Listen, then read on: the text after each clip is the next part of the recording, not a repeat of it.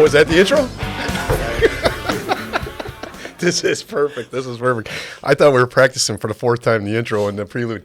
Tiz, how are you? I'm doing good, sir. Another great day, being back in the saddle, and also I had a great weekend watching those vaunted Buffalo Bills come up short. Notice the Steeler Nation guy who talks about the last game against Kansas City. Was there a game right before that led to it? The Pittsburgh Steelers game? Oh, yeah, the Steelers and the Bills. I think they played. I don't know anything about that. He runs a podcast, Steelers Nation, and obviously die-hard, one for the thumb team. And he totally forgot about the game prior. He remembers the wide right, take two. Yeah, it keeps me Takes singing. two. Yeah, it was amazing to see it, and a lot of Bill fans out there, and I joke around it, but it was a bad thing to see that for the city. You know, everybody had their hopes up, and I wouldn't mind seeing the Bills do it. Yeah, You know absolutely. what I mean? It's good for all of us. It's Yeah. good for our morale. Right. Or the opposite, as we all walked in Monday. You're right. Yeah, what a nightmare. Oh, man. Wade Norwood. Is that his name? Yeah. Scott. Scott. I'm sorry. Wade Norwood is the politician, right? Scott Norwood's the kicker. They're probably both upset. And you're Brendan or Brandon? We're screwing up names. Yours, it's hard to screw up. CJ Correct. CJ Dominic? A lot of people confuse us. CJ Zimmerman. There's only one Sergeant CJ one each, Zimmerman. what can I say? And one CJ Dominic, a friend of mine from the Rochester Police Department, District Attorney's Office, but screwing up all names. So I just thought I'd go around and do the get them all done, right? Get them all done. That concludes this episode. Thanks for listening. If you haven't figured out, my name's Todd Baxter. I'm the Sheriff of Monroe County. This is Behind the Badge podcast with my man, Deputy Tisdale. Today we're talking about a unique thing we're doing with investigations. How do we find the bad guy? Sometimes it's very difficult to do. And we brought Brendan Hurley, our public information officer, in, deputy one each, and Sergeant C.J. Zimmerman, who came up with this idea and pushed this idea forward. And it's been very successful. But it comes with community conversation of why we do this and not only how, but why we do this. So that's the idea behind today's Behind the Badge podcast. Sarge, how you been? I've been doing good, thank you. How are you doing? Doing great. You've been on this show before? I have. Yeah, double initials. How's that going? It's moving along slowly but surely. Double initial homicides, and started a little task force on that, and it's going to be a long process, but still keeping justice in the forefront. Yeah, just keeping the train moving. God bless you. Thanks for doing that, as we said before in the podcast. And the public information officer, Deputy Hurley, how are you? Good, sir. How are you? Good, very good. And how about a little bit about your job description? Because that kind of plays into what we're doing here in crime fighting, believe it or not. Yeah, so I wear many hats. One of those is our social media, right, and managing that and keeping up with comments and different posts, from missing kids to our attempt to identify, our putting out our releases on arrests that we've made, and just informing the public. Right, yeah, and answering a lot of questions. Yeah, answering a lot of questions. So the idea behind this podcast was let's sit down and talk about these ATIs, as we call them, these attempt to identify, right? Something new. We're using social media as a new platform to help in an investigation where we might have stalled out or come to a dead end. Our preliminary investigation's done. Our solvability factors, those are called clues, are running out, but there's still justice. Someone deserves justice. So one more tool you guys came up. How about just a little background on how this came about? How to use social media as a platform in a criminal investigation. Yeah, so basically, I'm not, I appreciate the shout out, but I'm not the brainchild behind it. Oh, you stole it. No pun intended. I actually did. No, this basically, back about a year ago, I was noticing Greece's Facebook page, and they were posting all sorts of attempt identifies. And I got talking to one of the investigators over there, and he pointed out how much success they've been having. That's awesome. And I started, Brendan and I talked about it, and we thought, well, maybe there's something here. And as we talked about it, it was a massive team effort, and a lot of people were involved in it. So it is a great way to identify suspects. The success that we've had over the last 6 months from July 1st to December 31st, and we've been tracking all of our statistics, is just amazing. I was not anticipating so much success.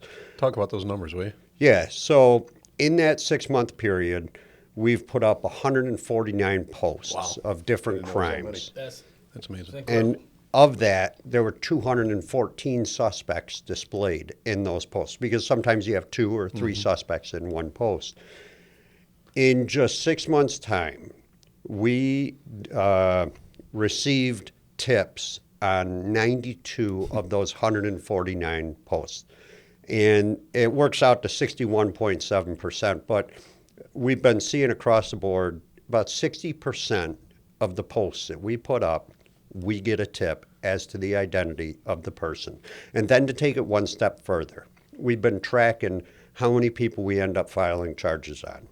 Of those 149 posts, we were able to file charges on 34 different people. It's amazing. That's, for people that don't do criminal investigations, especially on what we consider sometimes minor crimes, right? That return on investment is pretty huge. Absolutely. And for what we've been seeing every month is it's about a 25% solve ratio. And these are all attributed to the tips that come in from the public. It is absolutely phenomenal when you get 60% tips of all the cases you put up and 25% lead to charges. That's a great thing. That's a great thing. Community engagement. I mean, that's the community engaged in solving our problem, our community problem, not just law enforcement problem. A lot of these are larcenies, right? And we've done that show many, many times about what a larceny at Home Depot or Lowe's or Wegmans, what's that costing all of us? You know, not just a criminal, but that's costing us all because we're all paying that inflated price. So that's a great return on investment. I love the community engagement part of that. Oh yeah, and I love the fact also that it gets to the point to where the man hours that you put in to solve, you know, like larcenies and different things like that. But now with the essence of the internet and the things that you're doing, that's like a guy that's working 24/7. You know what I mean? Out there getting the tips, getting those leads. And that's got to be a phenomenal aid. I mean, kudos to you for even coming up with that idea. Stole it. I stole it, and then I talked about it. It was a team effort. You got them all in there. Grease PD's idea. We call it borrowed and improved upon. Improved upon. Oh, we'll tell Grease we improved that program. I like that. Well, and when CJ first reached out and he said, hey, what do you think about this? Do you think it's going to work? Do you think it's something that we could do? And I said, absolutely, because the engagement on our social media is fantastic. People comment on things that we put up all the time. You know, they're very active. They care a lot, and they're willing to help out. And, you know, it goes back to what you said, Sheriff. We've been telling people how it affects them, not just, you know, affects Home Depot or Wegmans or whoever. It affects the public. It affects the community. And people are taking that to heart, and they're really coming forward and trying to help out. Man, I like your new and improved voice. That was isn't good. that nice? I tried to. That's the voice I like. Yeah, and if I could piggyback on that, just the services this provides. Number one, you're talking about most of the victims are retail locations. Retail theft is a huge problem right now. Millions and millions of dollars. Exploded. Yep. And so, first of all, these stores are hemorrhaging products. Oh, yeah. They're walking out the door. Video and closed-circuit TVs are just so natural now that we have all these pictures. And 10 years ago, we had all these pictures, but we didn't know who they were. And we would show them around to other officers, but we never were able to include social media. This social media campaign has really, it's brought a whole new dimension. And then you talk about who's being hurt by community theft or retail theft. You know, the stores are being hurt, they're losing profits, but also it's driving our prices up. Absolutely. Significantly. It's called inflation. In addition, stores are taking product off the shelves. They're forcing us to buy it online. In addition, they're wrapping it in the spider wrap, and now you have to wait for a clerk to come. It's really detrimental to the community. So it's helping the stores, it's helping the community, solving, you know, addressing retail theft, which is a big problem right now, is exactly what we're doing on many platforms, not just ATI, but we're here to talk about ATI right now. Well, the importance of, like you said, with the help of the community as well, and like you said, everyone at this table gets affected by you know, going in that store. Anybody out there trying to buy something, and the goods now are so high now. I mean, you can't almost afford anything, and then on top of that, to watch individuals just walk out. You know, yeah. And I got to go in there and pay for this thing, and these guys just walking out. And there are a lot of people out there, you know, city-wise, and Sheriff, you said it many times, that the city's a great place, but there's bad apples no matter where you go. Yeah. And these guys that go in the stores and they do this thing, And with this, like I said, I this is phenomenal because, like I said, when you see it on the news, and it's not just somebody who's, might be a possibility of a crime, but you have to have some kind of elements to a crime for that to even be displayed on the television, as you said as well. I mean, can you tell a little bit about that? Yeah, every now and then, the different news media outlets monitor our Facebook page. Every now and then, they'll grab a photo and throw it up, and that just generates more traffic and more tips coming in. It's really a wonderful sight to see. And I'll tell you what, 320 community members sending in tips. That's huge. That shows that the community is all working together to try to solve crime. Deputy Hurley, let's put on our official public information officer hat in our training. And part of that is giving factual information to the public upon their request or what we think they need to know, right? So it's two-pronged there. And another part that we talk a lot in this office is about what information we don't share. For instance, mugshots. Mugshots are a very popular conversation. Do we release a mugshot? He's charged but not convicted of a crime. Is it embarrassing him? Is it going to be held over his head later on? We love our Constitution. I know we have these conversations. So we agree with some of those tenets, right? So this is kind of playing in that arena. I'm publishing a picture now, not even of someone that's been charged, someone that hasn't even been charged.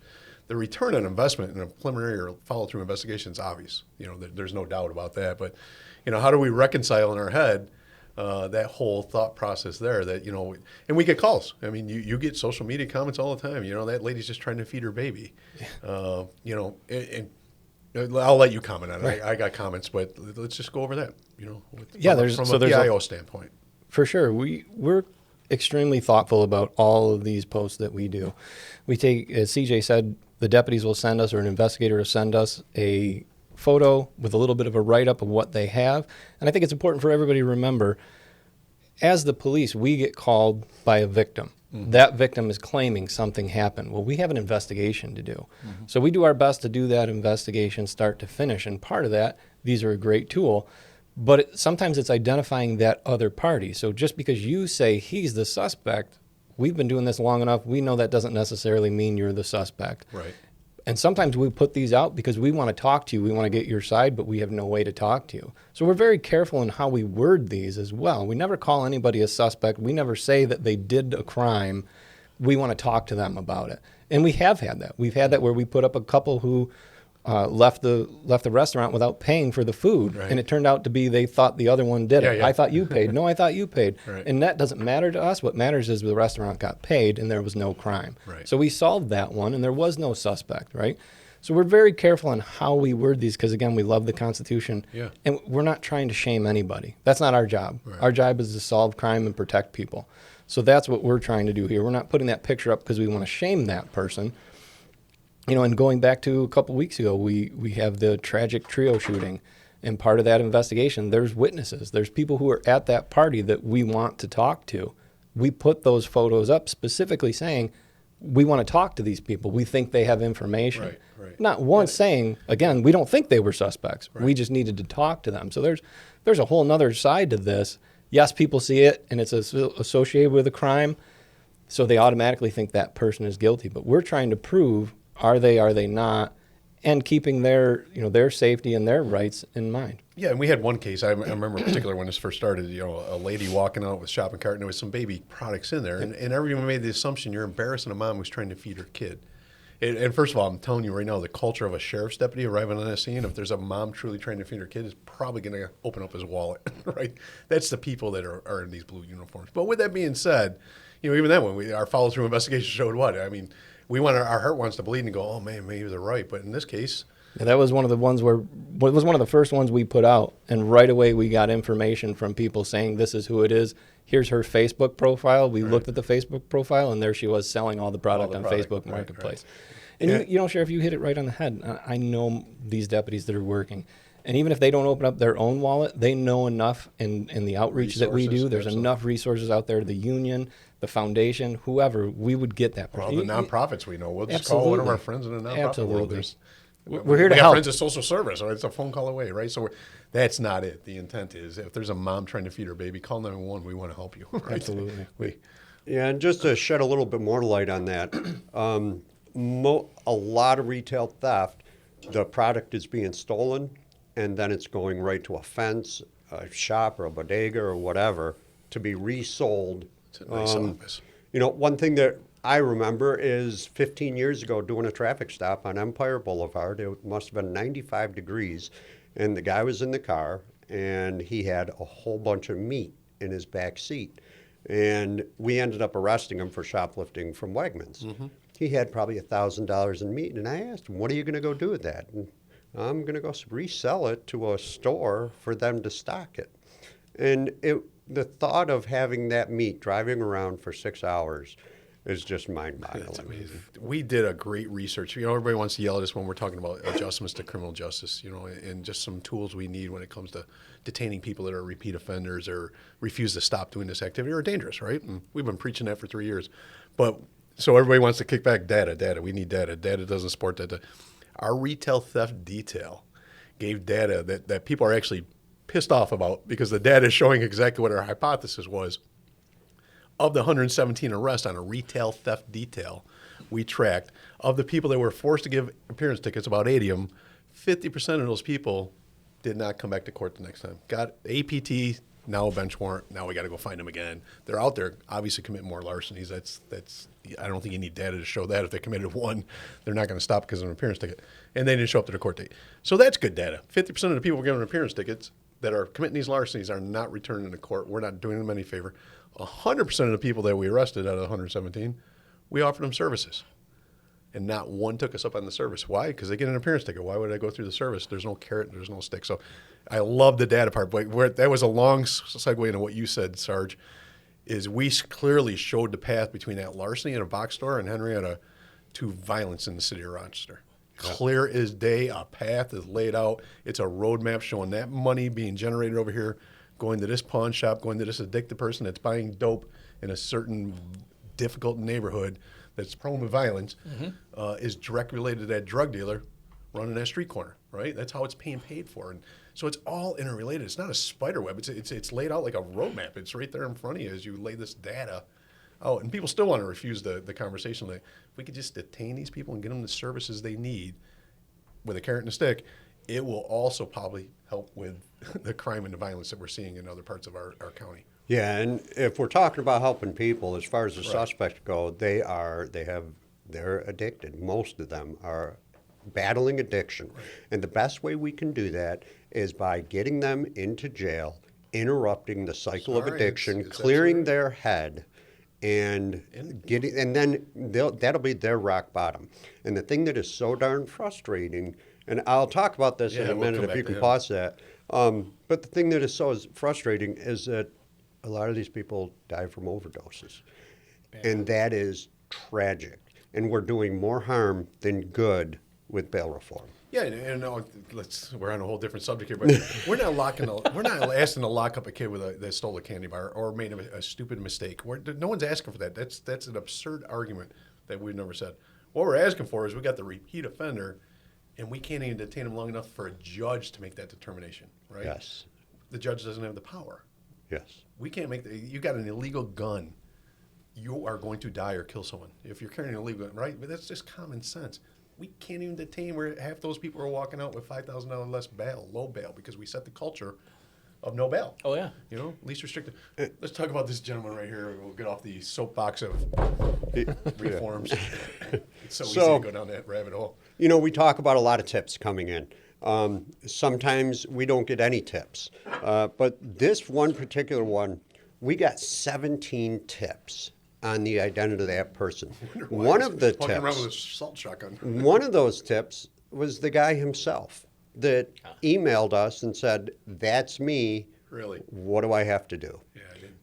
And we have experienced that. There have been several times where people will see themselves and they immediately turn themselves in. Now, 9 times out of 10, they know they're going to get an appearance ticket, but we're off that soapbox, so I won't mention it anymore. Right. Why wouldn't you turn yourself in? You know, it just goes to show you how good this program is that the sheriff's office has implemented. And think about the anxiety you took out of that community, right? That you got this guy walking around for Exactly. one reason or another with a ballistic vest on and an assault-style shotgun, right, with a high-capacity, possibly magazine of shotgun rounds. Did I mention that? And the anxiety, the fact that he turned himself in and you can close the case just gives everybody a sense of peace in that whole town, right? And also goes to show you that the community is getting tired of it themselves. Like Yes. you said, the hits that you guys been getting off of these ATIs. I mean, this is crazy for the community. And like you said, sometimes they don't want to do it in person, and I get that. But the thing about it is that they're doing it and aiding programs such as this. And I think the great thing about social media is that people who are nervous about giving information are able to do it anonymously. Yep. And if they want to create their own email, go ahead and then email us the information. It is anonymous. That's how we solve crimes. Crimes are solved on information. Think about how this all works, right? You've done many, many crime reports, as you and I have as well, right? And a lot of times, say a burglary. One of the things we do is a neighborhood canvas. So you're going and you're knocking on Right. every neighbor's door saying, hey, this happened. What do you know? Have you seen anything? Have you heard anything, right? And you're physically going door to door to door. With social media, you're putting it on people's phone. And everybody has their phone. You're sitting at home watching the Bills game, whatever. You got your phone out and you're scrolling through and you're like, I know who that person is. 3 o'clock in the morning, I heard a suspicious noise, didn't call 911. I wake up and I see on social media that there was a prowler in Hamlin, right? And you go, maybe I have the information they're looking for, because when I looked out the window, it was a car I didn't recognize, right? Absolutely. That's how crimes are solved. Just Oh, those yeah. puzzle Oh, yeah. pieces. Yeah. How do we prevent the white noise? So you got 100 and some, CJ, the Sarge was saying, we put out a, how does it not become white noise? And that's an art, right? That it's not just bombard people in this crying wolf theory. So, like I said, we're very careful on the ones we do and we don't put out, right? If CJ alluded to it earlier, if it's a low-level crime, if it's just a violation, if it's a harassment, if it's a suspicious condition where there is no crime, if there's no crime investigation, we don't put it out. Gotcha. Because again, there is that risk of shaming people. There is a risk of it's not the person, which we love. If you're not a criminal, we love that, because we have had that too. People have called and said, hey, that's me, but I didn't do this crime. And we solve that, we clear that. But we have to be very careful of what we put out, and we're very mindful of that. And again, the one that you just showed with the gun, we have to weigh that too. Do we cause that stir in the community? It may be an isolated incident where there is no threat to the public, but now you put that out and people have that perceived threat. Right. So you have to be careful. You have to weigh risk versus reward on when we put things And out. I think you're nailing just the thought process goes in this whole thing. It's not just let's get a bunch of pictures and blast them on social media just to make ourselves look good or like we're doing something. It's very thought. Sarge, you said it earlier. Sorry, Tiz, I know I'm jumping on your question. No. The point you made earlier was very, very. These are preliminary investigations and follow-through investigations that 90% of the work is done. This isn't whims. These aren't, let's shoot from the hip. This is literally a criminal investigation, almost the last step. We got everything else done. We got probable cause. We just don't have a name. That's exactly what it is. And, 90% of the investigation is done. And there's a lot of preliminary investigation to do. Mm-hmm. We do not just go to a store, get a photo, and throw it up and see what happens. That's not it at all. As a matter of fact, the ATIs are one piece of the puzzle. You need to identify the person. But the other thing you need to do is you need to do the interview of the retail people at the store that witnessed the event or pulled up the video. You have to do interviews. You have to pull the video. You have to make the still shots. You got to send them over to Brendan. And then Brendan and I operate by the rule of thumb. And this is not always, but generally is what we do, is the investigation is almost complete, Right. with the exception of the one puzzle piece. Who is that person? Once we identify that person, 9 times out of 10, we are already at the stage of filing charges. We always want to hear what they have to say, and sometimes they have a side of the story, and we want to hear their side of the story. Did they forget to pay? And granted, generally that's not the case, but we do want to hear what they have to say, because there's always 2 sides to a story, and that's always part of the investigation. Great point. Now, how many outlets does this go out to? The ATIs. Once you publish it or put it out there, because maybe I'm a guy that's not a Facebook guy. Maybe I'm a guy that's not an ABCD. So how many outlets are you hitting at that point? I'll defer to Brandon on that. Brandon. Brendan, sorry. So The sheriff's office has 3 social media platforms. We have Facebook, we have Twitter, and we have Instagram, trying to cover all the demographics. Right.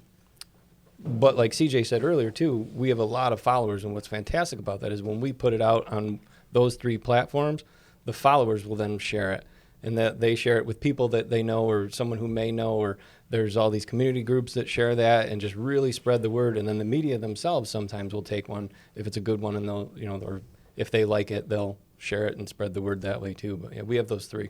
Yeah, and you talk about the social media. The biggest thing that we ask from the community, or one of the things that we ask, is that people start following us. Mm-hmm. And the reason being is a lot of people may think, well, I'm not going to know anybody on that. But then they see maybe it's the son of a coworker that Right. they had no idea was battling addiction. But they see him, and then they're like, wow, that's Joe's kid. Right. And then the next step is see something, say something. You say something because you're not getting Joe's kid in trouble, you're helping him. You're holding him accountable for his actions, and then that's where he can learn and grow by being held accountable. And that's accountability is everything. I like that. I like it. Well, yeah, you think of our ultimate, if you drill down as deep as you want to drill the why does law enforcement exist? Why do police exist? It's to help the vulnerable, right? It's to protect the vulnerable in our community. Even the criminal is vulnerable. When they get in the backseat of our car in handcuffs and they're not fighting us, right? They're vulnerable, right? We got to make sure their safety is there, their health, their welfare is being taken care of. We do it in practice. The person committing crimes that are addicted are very vulnerable. The 117 we made an arrest, we know 4 of them that overdosed post-arrest. We couldn't do anything for them. We know 1 that's dead. 1 that's dead. We had him in the backseat of our police car one time. We couldn't save that poor soul's life because we had no system to say that person is vulnerable, but no one gives a crap about him, giving him an appearance ticket, and we think we're helping him. That's absurd. And every single person that we deal with, that's what law enforcement is all about, is helping other people. And it even goes down to as basic as issuing a speeding ticket. Yeah. I can't tell you how many parents I've had in my career that have come up to me and said, hey, thanks for giving my kid a ticket because I don't want him dead. Nope. And that's what it's all about. Absolutely. Well, guys, this has been absolutely educational for me, and I know I look at them all the time on your social media posts, but I really appreciate, first of all, giving credit to Grease PD. They did start this out, and it was a great idea, and we just parlayed off that. So give credit where credit's due. You improved it, as you said, their product. So we'll make sure Chief Wood heard about that and get you an attaboy there. But, the whole idea is keep the community safe, hold people accountable for criminal activity, Exactly. get them the help. And that may be detention sometimes, but, if we can't, at least we're providing justice for victims. Everybody's engaged in this conversation because we're all paying for this retail theft. Exactly. We're all paying for it. Exactly. So why don't we finish up? I know you're a detective sergeant. You like to ask questions, but we ask questions at this podcast called The No Miranda Zone. And Tiz is going to throw a couple of questions at you guys. You have no right to remain silent, Sarge. Okay. You will answer the questions. Let's have it. Bold.